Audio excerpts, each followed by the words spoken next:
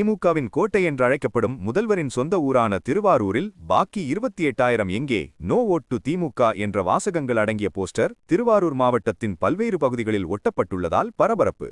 கடந்த 2021ஆம் ஆண்டு நடைபெற்ற சட்டமன்ற தேர்தலில் வெற்றி பெறுவதற்காக திராவிட முன்னேற்றக் கழகம் பல்வேறு தேர்தல் வாக்குறுதிகளை அளித்தது. அதில் முக்கியமாக தேர்தலில் வெற்றி பெற்று ஆட்சி அமைந்தவுடன் பெண்களுக்கு மாதம் 1000 ரூபாய் உரிமைத் தொகை வழங்கப்படும் என வாக்குறுதி அளித்தது. அதனை நம்பிய பெண்கள் திமுகவிற்கு வாக்களித்த நிலையில் 2021 தமிழ்நாடு சட்டமன்ற தேர்தல் முடிவில் திமுக கூட்டணி 159 இடங்களை கைப்பற்றி ஆட்சியை பிடித்தது. திமுக கூட்டணி சுமார் 45% வாக்குப்பகிர்வையும் அதிமுக கூட்டணி சுமார் 39% வாக்குப்பகிர்வையும் பெற்றன.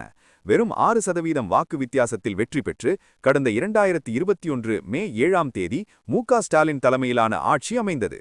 நம்பியவர்களை நட்டாற்றில் விட்டுச் செல்லும் வழக்கம் கொண்ட திமுக ஆட்சி அமைத்தவுடன் தேர்தல் வாக்குறுதிகளை மறந்து பெண்களை கைகழுவி விட்டது. ஆட்சி அமைந்து 2½ ஆண்டுகள் கழித்து திடீரென 2023 செப்டம்பர் 15ஆம் தேதி கலைஞர் மகளிர் உரிமைத் தொகை திட்டம் என்ற பெயரில் அதிகாரப்பூர்வமாக தகுதியுள்ள மகளிருக்கு 1000 ரூபாய் வழங்கி வருகின்றனர். இந்த நிலையில் வரும் 2026 சட்டமன்ற தேர்தலில் வெற்றி பெற்றால் 1000 ரூபாயை 2000 ரூபாயாக உயர்த்தி தரப்படும் என திமுக தலைவர் அறிவித்துள்ள நிலையில் அவரது சொந்த ஊரான திருவாரூரில் பாக்கி 28,000 எங்கே நோ ஓட் டு திமுக என்ற வாசகங்கள் அடங்கிய போஸ்டர் திருவாரூர் மாவட்டத்தின் பல்வேறு பகுதிகளில் ஒட்டப்பட்டுள்ளது.